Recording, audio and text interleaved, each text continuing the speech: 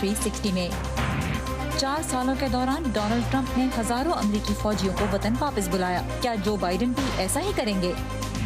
यहाँ की तफ्तीश बहुत जरूरी है कि इंटरनेशनल लेवल की हो। पाकिस्तान से बाहर रहने वाला पाकिस्तान में जुर्म करे या उसका निशाना बन जाए तो कानून क्या कर सकता है? और सिंपली अमेरिका, आपके सवालों पर माहिरीन के जवाब।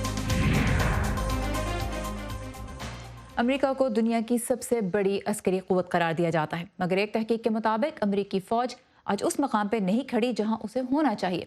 वॉइस ऑफ अमेरिका के वाशिंगटन स्टूडियो में आप सबको खुशामदीद। व्यू 360 के साथ मैं हूँ सारा जमान। ट्रंप इंतजामिया का दौर अपने अख्ताम को पहुँच रहा है। 4 साल के दौरान सदर ट्रंप ने अपने वादों के मुताबिक बैरून मुल्क तैनात फौजियों को वतन वापस बुलाते रहे। अगरचे बाज़ मौक़ों पर आला सिविलियन और फौजी ओहदेदार इन फैसलों से पूरी तरह मुत्तफिक नहीं थे। सबसे अहम पेशरफ्त इस साल हुई जब अमेरिका ने अपनी तारीख की तवील तरीन जंग को ख़त्म करने के लिए अफगान तालिबान के साथ मुआहदा किया। अब अमेरिकी फ़ौज की क़यादत नए हाथों में जाने वाली है। आइए सबसे पहले देखते हैं कि बाइडेन इंतज़ामिया की अस्करी पॉलिसी ट्रंप इंतज़ामिया से कितनी मुख्तलिफ हो सकती है। नौमुंतखब सदर जो बाइडेन का कहना है कि वो अमेरिका फर्स्ट पॉलिसी नहीं अपनाएंगे जो सदर डोनाल्ड ट्रंप के दौरे सदारत की शनाख्त थी। अमेरिका लौट आया है, हम खेल में वापस आ गए हैं, अब अमेरिका अकेला नहीं। और नेटो जैसे रिवायती हलीफों के साथ इत्तेहादों की हिमायत करेंगे। ट्रंप इंतजामिया ने हमारे नेटो इत्तेहादियों और शराकतदारों के साथ बहुत मुखासमाना रवैया रखा और मैं समझता हूँ कि बाइडेन इंतजामिया बहुत ज़्यादा ताउन पर मबनी ताल्लुकात इख्तियार करेगी। सदर ट्रंप का कहना था कि नेटो के इत्तेहादियों, खासतौर पर जर्मनी जैसे दौलतमंद मुल्कों ने अमेरिका की सखावत का नाजायज फायदा उठाया है। उन्होंने वहाँ के फौजी अड्डों पर तकरीबन 12,000 अमेरिकी फौजी कम करने का हुक्म दिया। हम मजीद बेवकूफ नहीं बनना चाहते। 25 साल तक तिजारत और फौज दोनों की सतह पर अमेरिका का फायदा उठाया गया है। हम जर्मनी की हिफाजत कर रहे हैं, लिहाजा हम फौजियों की तादाद को कम कर रहे हैं क्योंकि वो अपने अखराजात की अदायगी नहीं कर रहे। ये बहुत आसान है, वो कर्ज ना दहंदा हैं। माहिरीन का कहना है कि बाइडेन मुमकिन तौर पर इस पॉलिसी को तब्दील कर देंगे। वो सदर ट्रंप के मुकाबले में रूसी सदर व्लादिमीर पुतिन और शिमाली कोरिया के डिक्टेटर किम जोंग उन से ज्यादा सदमहरी का रवैया इख्तियार करेंगे। मैं एक ऐसा सदर बनूंगा जो हमारे इत्तेहादियों और दोस्तों के साथ खड़ा होगा। मैं अपने मुखालिफिन पर यह बात वाज़ेह करूंगा कि आमरों का साथ देने के दिन खत्म हो चुके हैं। शिमाली कोरिया के खतरे से निमटने के लिए सदर ट्रंप ने शिमाली कोरिया के रहनुमा के साथ सिफारतकारी की कोशिश की। बड़े पैमाने पर अमेरिका और जनूबी कोरिया की फौजी मशकें कम की ताकि प्योंगयांग तवील फासले तक मार करने वाले मिसाइलों के तजर्बे बंद कर दे। मेरे ख्याल में ये अमेरिका के लिए एक बहुत अच्छी डील है क्योंकि शुमाली कोरिया के तजुर्बे ना करने की अहलियत के फ़वाइद इन बड़ी फौजी मशकों के अखराजात से कहीं ज़्यादा हैं जो बड़े पैमाने पर दिखाने के लिए हैं। अगरचे ये वाज़े नहीं है कि आया बाइडेन इन बड़े पैमाने पर मशकों में कमी जारी रखेंगे, लेकिन माहिरीन का कहना है कि ट्रंप इंतजामिया की कोरियाई जजीरा नुमा में अमरीकी फौज की मौजूदगी के अखराजात के हवाले से जनूबी कोरिया से बहस के बाद जो बाइडेन की इब्तदाई तवज्जो अमरीका और जनूबी कोरिया के ताल्लुकात को मुस्तहकम करने पर मरकूज होगी। जनूबी कोरिया हमारे फौजियों की वहाँ मौजूदगी की कीमत का एक बहुत बड़ा हिस्सा अदा कर रहा है और अब ये किस्सा ख़त्म करें। डॉलर के मुकाबले में मामूली रकम पर झगड़ा करना कि कौन अदायगी कर रहा है, मुझे लगता है कि इस मसले को वो रातों रात ख़त्म कर देंगे। इराक और अफगानिस्तान में मुतादिद आलमी हलीफों के साथ मिलकर दहशत गर्दी के खिलाफ 2 दहाइयों की जंग के बाद मुंतखब सदर जो बाइडेन ने भी इन ममालिक में सदर ट्रंप की तरह अमरीकी अफवाज में कमी की हिमायत की है। ताहम शाम में जब सदर ट्रंप ने 2 बार मुकम्मल फौजी इनखला की कोशिश की तो जो बाइडेन ने कहा था कि ये इनखला अमरीका के अपनी जुबान से फिरने और वहाँ कुर्द क़यादत में दाइश से लड़ने वाले इत्तेहादियों से मुंह मोड़ने के मुतरादिफ है। 10,000 of them lost their lives. उनमें से 10,000 अपनी जानों से हाथ धो बैठे और हमने उन्हें तरबियत दी। हम उनको मुनज़्ज़म करने में मदद के लिए मौजूद थे और उन्होंने वही किया जो हम चाहते थे और फिर हमने उन्हें छोड़ दिया। दुनिया में अब कोई भी हमारे अल्फाज पर यकीन करने के लिए तैयार नहीं है। अब जबकि अमेरिका की नई कौमी सलामती टीम तश्कील दी जा रही है, पूरी दुनिया में खतरात न सिर्फ बाकी रहेंगे बल्कि ज्यादा होंगे और पूरी दुनिया जवाबात और क़यादत के लिए अमेरिका की जानिब देख रही है। कैरला बाब के साथ सादिया ज़िब्रांझा, वॉइस ऑफ अमेरिका। ये तो थी अमेरिका की अस्करी पॉलिसी पर नज़र। अब बात करते हैं अमेरिकी फ़ौज की सलाहियत की। واشنگٹن ڈی سی کے ایک قدامت پسند تحقیقی ادارے دی ہیریٹیج فاؤنڈیشن نے کانگریس کو اپنی سالانہ رپورٹ میں کہا ہے کہ امریکی فوج صرف معمولی حد تک امریکہ کے اہم قومی مفادات کے دفاع کے قابل ہے۔ دی ہیریٹیج فاؤنڈیشن کے جائزے میں امریکی فوج کو صلاحیت، قابلیت اور تیاری کے اعتبار سے جانچا گیا ہے۔ رپورٹ کے مطابق آرمی، ایئر فورس اور مرین کور صرف قدرے طاقتور ہیں، جبکہ بحریہ کمزور پڑ رہی ہے۔ نیوکلیئر صلاحیتیں بھی مارجن پہ ہیں لیکن مضبوط ہو رہی ہیں۔ عالمی سطح پر امریکہ کو سب سے زیادہ خطرہ رپورٹ کے مطابق چین اور روس کی فوجی صلاحیتوں سے ہے۔ ہیریٹیج فاؤنڈیشن نے جو نتیجہ اخذ کیا ہے وہ یہ ہے کہ موجودہ امریکی ملٹری فورس ایک بڑے علاقائی تنازع کے تقاضوں کو تو پورا کرنے کی صلاحیت رکھتی ہے، مگر اس سے بہت زیادہ نہیں۔ ادارے کے مطابق فوج نے اب تک تیاری کو ترجیح دی ہے، جس میں گزشتہ سالوں کے دوران بہتری دیکھی گئی ہے، لیکن فوج کو جدید بنانے کے پروگرامز وسائل کی کمی کے باعث متاثر ہو رہے ہیں۔ امریکی فوج میں اس وقت تقریباً 13 لاکھ ایکٹیو ڈیوٹی اہلکار ہیں اور اس کا بجٹ تقریباً $740 ارب ہے۔ تو ایسی ریٹنگ کی وجوہات کیا ہیں اور یہ صورتحال امریکہ کے لیے کن مشکلات کو جنم دے سکتی ہے؟ اس بارے میں نیلوفر مغل نے دی ہیریٹیج فاؤنڈیشن کی اس رپورٹ کے ایڈیٹر اور دفاعی امور کے ماہر ڈیکوٹا ووڈ سے بات کی۔ ان کا کہنا ہے کہ امریکی فوج کو بہتر اور جدید بنانے کا واحد راستہ دفاعی بجٹ میں مزید اضافہ ہے۔ میں سمجھتا ہوں کہ امریکی فوج کو درپیش چیلنج حقیقت میں فنڈنگ کا ہے۔ اس بارے میں بہت کچھ لکھا گیا ہے کہ امریکی دفاعی بجٹ کتنا بڑا ہے، لیکن امریکہ دوسرے ممالک سے بہت مختلف ہے۔ ہمارے پوری دنیا میں افواج، دوست اور اتحادی ہیں۔ اگر آپ نے وہ فوجی ساز و سامان خریدا جو 1980 اور 1990 کی دہائی میں امریکہ کے پاس تھا، تو وہ سامان اب بہت پرانا ہو چکا ہے۔ ہم متعلقہ شعبوں میں ہونے والی تکنیکی جدتوں سے ہم قدم رہنے کے لیے اس سامان کی تبدیلی کے زمرے میں بڑے بل ادا کر رہے ہیں۔ لہٰذا وائٹ ہاؤس میں کوئی بھی انتظامیہ ہو یا کانگریس میں کسی بھی جماعت کی اکثریت ہو، بات لے دے کر پیسے پر ہی آ جاتی ہے۔ فوجی ساز و سامان کے اخراجات مہنگائی بڑھنے کی شرح سے بہت زیادہ بڑھ چکے ہیں۔ ایک اوسط ہوائی جہاز یا بحری جہاز افراط زر کی شرح سے 5 گنا زیادہ مہنگا ہے۔ لہٰذا اگر امریکی دفاعی بجٹ میں افراط زر کی شرح کو مد نظر رکھا جاتا ہے تو بھی ہمارے خریدنے کی طاقت کم سے کم ہوتی جا رہی ہے۔ لہٰذا ہمیں واقعی فنڈز میں اضافے کی ضرورت ہے۔ توقعات کیا ہیں؟ امریکی فوج کو اس وقت کس سطح پر ہونا چاہیے تھا؟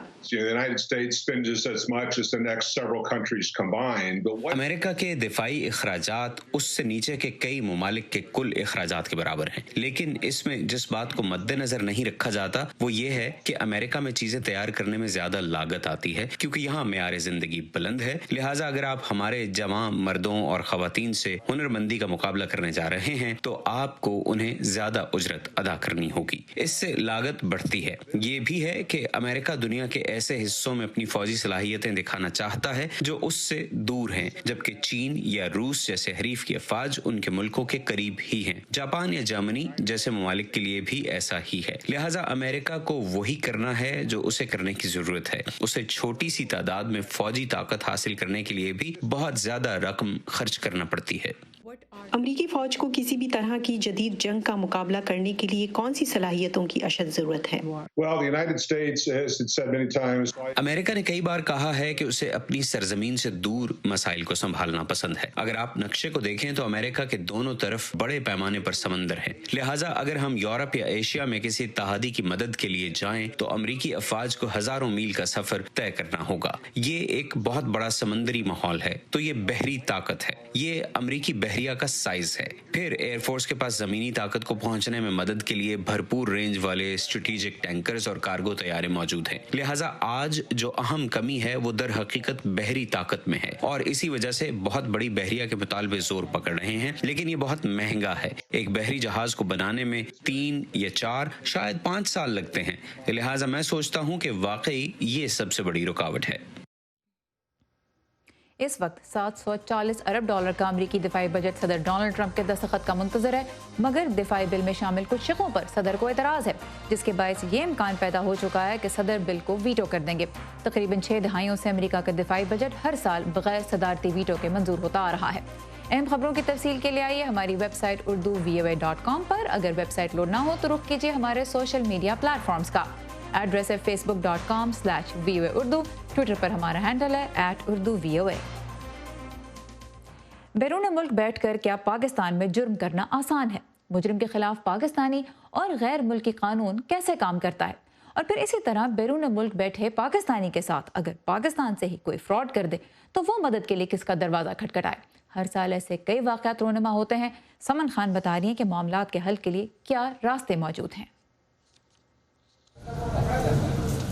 نارووال کے شاہد بشیر 2017 سے قانونی جنگ لڑ رہے ہیں اور انہیں حال ہی میں ناروے کی عدالت سے انصاف ملا ہے۔ شاہد کی بہن صوبیہ شہزادی کو 31 مئی 2017 کو لاہور میں قتل کر دیا گیا۔ پولیس نے جب مقتولہ پر گولیاں چلانے والے کو حراست میں لیا تو راز کھلا کہ قتل کا ماسٹر مائنڈ صوبیہ کا شوہر ہے جو ناروے میں مقیم ہے۔ جائیداد کے تنازع پر ہونے والے قتل کی تحقیقات کرنے نارویجن پولیس پاکستان آئی، شواہد اکٹھے کیے اور ناروے واپس جا کر کارروائی کی۔ ناروے کی عدالت نے پاکستانی نژاد نارویجن شہری کو قتل کی منصوبہ بندی، مدعی کو مارنے اور گواہوں کو خریدنے کی کوشش کے نتیجے میں 21 سال قید کی سزا سنائی۔ پولیس نے مجھے صرف اتنا کہا، ہمارے پاس تو ہماری گورنمنٹ کا معاہدہ ہی نہیں ہے، نارویجن گورنمنٹ کے ساتھ ہم ملزم کیسے لے سکیں گے؟ لیکن وکلاء کے تعاون سے انہوں نے قانون دائر کرنے والے ادارے جو ناروے کے تھے ان تک میری بات کو پہنچایا۔ ایڈوکیٹ ارشد ورک اس لیگل ٹیم کا حصہ ہیں جنہوں نے ناروے کی لیگل فرم کے تعاون سے یہ کیس مہمان وکیل کی حیثیت سے پاکستان میں بیٹھ کر آن لائن لڑا۔ ارشد ورک کہتے ہیں کہ یہ اپنی نوعیت کا واحد کیس نہیں، مگر پاکستان میں ابتدائی تفتیش کا نظام ناقص ہونے کے باعث جرم کا ایسا بین الاقوامی کیس پہلے کبھی مثبت انجام کو نہیں پہنچا۔ کئی کیسز میں ایسا ہوا کہ پاکستان میں ملزم کو نومینیٹ کیا گیا، یہاں سے ابتدائی ڈاکومنٹ تو بھجوا دیے گئے، لیکن جب وہاں پہ سے پوچھا گیا کہ مزید آپ کے پاس ثبوت کیا ہیں تو یہاں سے خاموشی اختیار کی گئی۔ یہاں کی تفتیش بہت ضروری ہے کہ انٹرنیشنل لیول کی ہو۔ اوورسیز پاکستانیز کمیشن پنجاب کے مطابق زیادہ تر واقعات میں بیرون ملک مقیم پاکستانیوں کو پاکستان میں رہنے والوں کی طرف سے نشانہ بنایا جاتا ہے۔ بیرون ملک بسنے والوں کی شکایات کے ازالے کے لیے ملکی سطح پر اوورسیز پاکستان فاؤنڈیشن اور صوبائی سطح پر صرف overseas Pakistanis commission Punjab OPC act 2014 کے تحت کام کر رہی ہے۔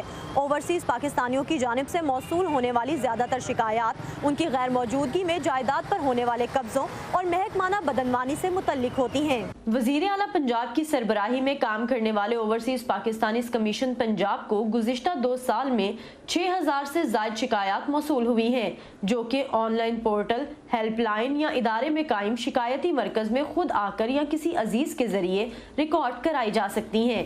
کمیشن کے عہدیداروں کے علاوہ DC اور DPO پر مبنی 6 رکنی کمیٹی سائل کا مسئلہ سنتی ہے۔ کیس فائنل کر کے پھر ودن 72 آورز وہ متعلقہ ادارے کو یا متعلقہ ڈسٹرکٹ کو فارورڈ کیا جاتا ہے اور یہاں سے ایک ڈیلنگ آفیسر مقرر کیا جاتا ہے جو پھر آل دا وے اس پروسیس کی نگرانی کرتا ہے جب تک وہ کیس ریزالو نہیں ہو جاتا۔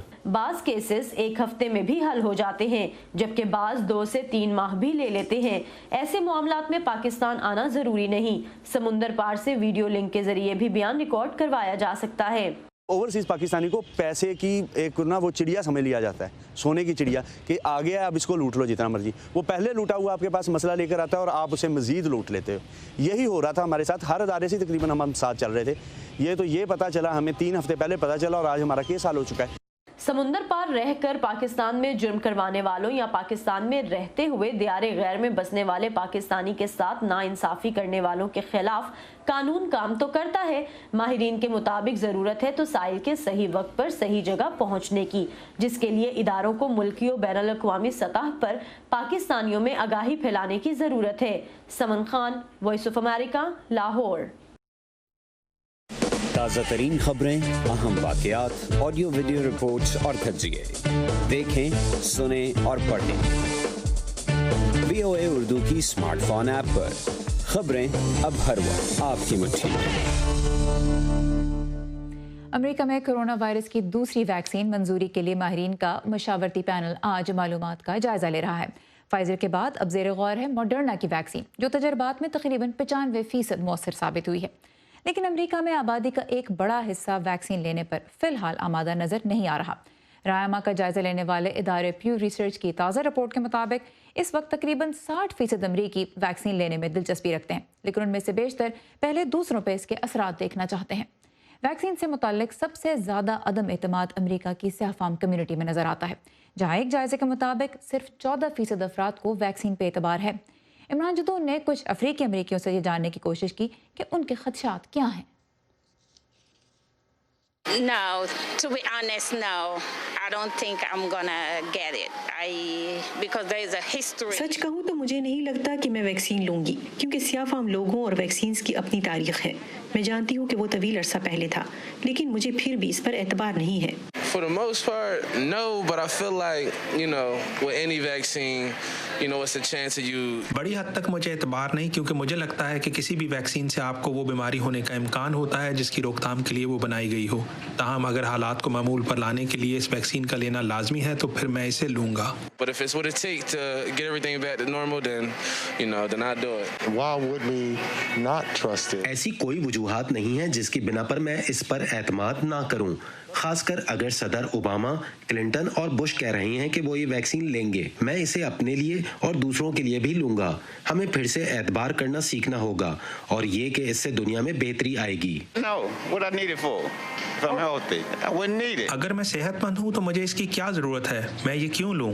मैं सिर्फ इस वजह से वैक्सीन नहीं लूंगा कि मुझे ये लेनी है। मुझे इसकी जरूरत नहीं। I'm 30 years old. मेरी उम्र 30 साल है। सारी जिंदगी मैंने कभी भी कोई ऐसी वैक्सीन नहीं देखी जिसको इतनी तेजी से बनाया गया हो। ये किसी मौजे की तरह लगता है, लेकिन मुझे वाकई इस पर एतबार नहीं है।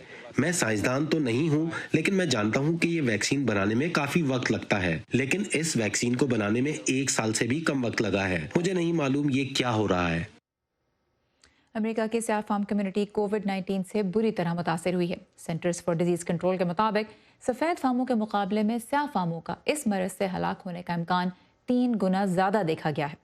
गुर्बत, सेहत की मियारी सहूलतों तक कम रसाई, पहले से लाहक संजीदा अमराज, ये तो इस रुझान की वजूहात हैं ही, साथ में ऐसे शोबों से वाबस्तगी भी एक मसला है जिनमें कोरोना वायरस लाहक होने का इम्कान ज़्यादा है और काम से छुट्टी लेना मुश्किल। तो फिर इस कम्युनिटी में वैक्सीन लेने के बारे में दिलचस्पी कम क्यों नज़र आ रही है?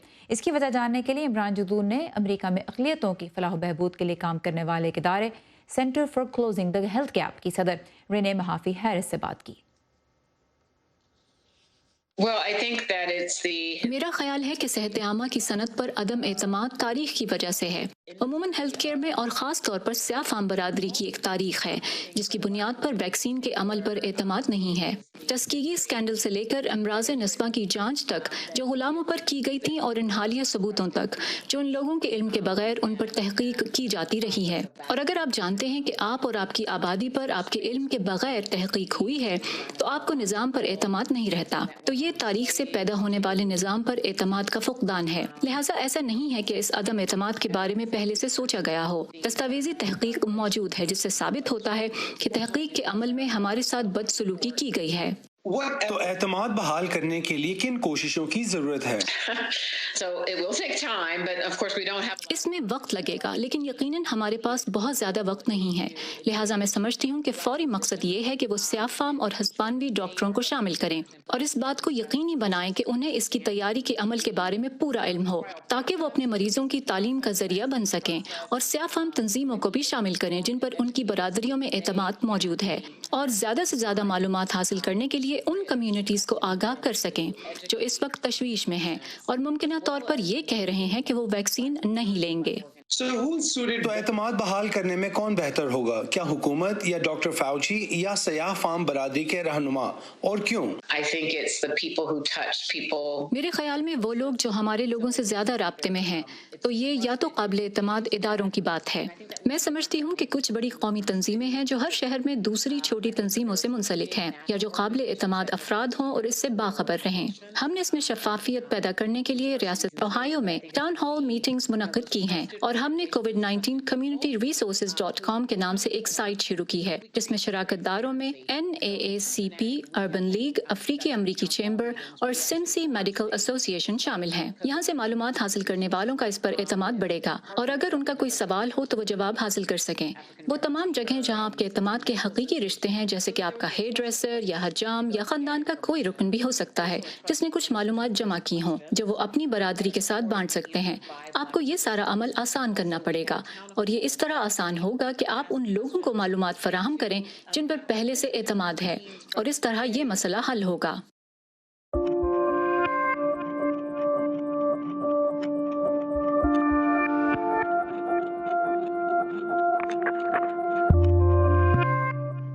अब हम ہمارا مستقل سلسلہ سمپلی امریکہ، جس میں امریکہ کے بارے میں سوال ہوتے ہیں آپ کے اور جواب لے کے آتے ہیں ہم ماہرین سے۔ تو آج دیکھتے ہیں کہ فائزہ بخاری آپ کے کن سوالوں کے جواب لے کر آئی ہیں۔ Welcome to a brand new episode of Simply America. Joe Biden چند ہفتوں میں نئے امریکی صدر کا حلف اٹھائیں گے۔ حلف اٹھانے کے بعد وہ امریکی تاریخ کے سب سے عمر رسیدہ صدر بن جائیں گے۔ اگرچہ جو بائیڈن صحت کے لحاظ سے انتہائی چست دکھائی دیتے ہیں، تاہم ان کی عمر پر ان کے ناقدین اور یہاں امریکی میڈیا میں بھی کافی توجہ دی گئی۔ آج کے سمپلی امریکہ کا پہلا سوال کچھ اسی تناظر میں ہے۔ میرا یہ سوال ہے کہ جو اگر امریکی صدر اپنے ذمہ داریوں سے دستبردار ہو جاتے ہیں یا بالفرض نااہل ہو جاتے ہیں تو اس صورت میں کیا ہوگا پھر؟ سنان، اس سے پہلے کہ ہم آپ کو بتائیں کہ امریکی آئین اس بارے میں کیا کہتا ہے، میں آپ کو بتاتی چلوں کہ امریکی تاریخ میں چند صدور اپنی مدت صدارت مکمل نہیں کر پائے تھے۔ امریکی آئین اس بارے میں کیا کہتا ہے، اس کی تفصیلات ہمیں بتائیں گے امریکن یونیورسٹی سے منسلک پروفیسر ڈیوڈ لبلن۔ اس کا انحصار اس بات پر ہے کہ دراصل ہوا کیا۔ اگر برسر اقتدار صدر کی موت واقع ہو جائے تو یقیناً نائب صدر کو صدر بنا دیا جاتا ہے، لیکن اگر کسی وجہ سے وہ اپنی ذمہ داری ادا کرنے کی اہلیت کھو دیں تو پھر نائب صدر کو قائم مقام صدر بنا دیا جاتا ہے۔ اگر امریکی کابینہ یہ تعین کرے کہ موجودہ صدر کسی وجہ سے صدارتی امور انجام دینے کے لیے فٹ نہیں تو آئین میں ترمیم کے ذریعے بھی کابینہ اس صدر کو نااہل قرار دے کر نائب صدر کو قائم مقام صدر بنا سکتی ہے۔ تو کیا امریکی تاریخ میں ایسا کبھی ہوا ہے؟ کابینہ نے کبھی ایسا کرنے کے لیے تو اپنے اختیارات کا استعمال نہیں کیا، تاہم ایسے کچھ واقعات ضرور ملتے ہیں جب کسی صدر نے ایک محدود وقت کے لیے صدارت سے رخصت لی، جیسے سرجری یا کسی اور عمل کی وجہ سے، اور اس مختصر دور کے لیے صدارتی امور نائب صدر کو منتقل کر دیے جاتے ہیں۔ میں BBA کا اسٹوڈنٹ ہوں۔ میرا یہ سوال ہے کہ امریکی صدر کی مدت صدارت کتنی ہے اور وہ کتنی بار صدر بن سکتے ہیں؟ اسد، اس کا مختصر جواب تو یہ ہے کہ امریکی صدر صرف 2 ٹرمز کے لیے صدر بن سکتا ہے۔ ہر ٹرم 4 سال کی ہوتی ہے اور صدر کو ہر ٹرم کے لیے انتخاب لڑنا ہوتا ہے۔ تاہم امریکیوں نے اس کا فیصلہ کیسے کیا، اس کی تاریخ پر روشنی ڈالی پروفیسر ڈیوڈ لبلن نے۔ اس کا اطلاق آئین میں ایک ترمیم کے ذریعے کیا گیا۔ جب صدر فرینکلن روزویلٹ 4 بار صدر منتخب ہوئے تو صدارتی اہلیت کو محض 2 مدتوں تک محدود کیا گیا۔ تاہم اگر کسی وجہ سے منتخب نائب صدر کو صدارتی ذمہ داری سنبھالنی پڑے تو عہدہ چھوڑنے والا صدر مزید 2 بار بھی الیکشن لڑ سکتا ہے۔ تاہم یہ اسی صورت میں ممکن ہے اگر اس نائب صدر کے حصے نصف سے بھی کم مدت صدارت آئی ہو۔ اب اسے آئینی قانون کی حیثیت حاصل ہے۔ تاہم صدر رونلڈ ریگن کے فینس انہیں 2 سے زیادہ بار صدر منتخب ہوتے دیکھنا چاہتے تھے، جبکہ صدر ٹرمپ نے بھی ایسی خواہش کا اظہار کیا تھا۔ آپ کے خیال میں صدور کو 2 مدتوں تک محدود کیوں کیا جانا چاہیے؟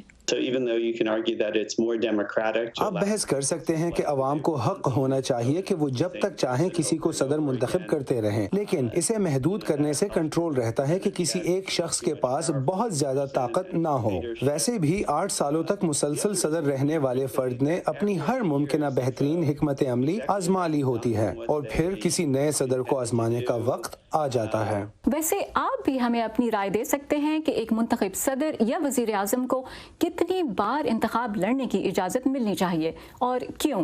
اپنے کامنٹس آپ اس سیگمنٹ کے نیچے فیڈ بیک سیکشن میں دے سکتے ہیں۔ اس کے علاوہ ایک اور اہم کام بھی آپ کو کرنا ہے۔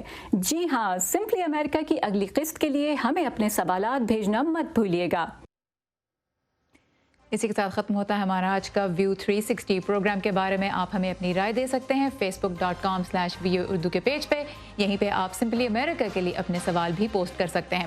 ٹویٹر اور انسٹاگرام پہ ہمارا ہینڈل ہے @UrduVOA۔ سارا زمان کو اجازت دیجیے، خدا حافظ۔